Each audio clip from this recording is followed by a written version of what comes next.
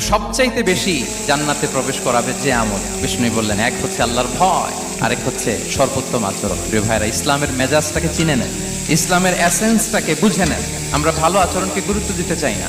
অনেক নামাজি লোক দেখবেন নামাজ পড়তে পড়তে কপালে কালো দাগ ফেলে দিচ্ছে, বাসায় বউয়ের সাথে খারাপ আচরণ করে, খিটখিটে মেজাজের, প্রতিবেশীর সাথে শুধু ঝগড়া, কলিগদের সাথে ঝগড়া, মারামারি, দুঃসম্পর্ক। এরকম আছে না? নাই বলেন, আছে না? কিন্তু নামাজি, অনেক বড় হাজি, একদিনও কোরআন তেলাওয়াত মিস হয় না।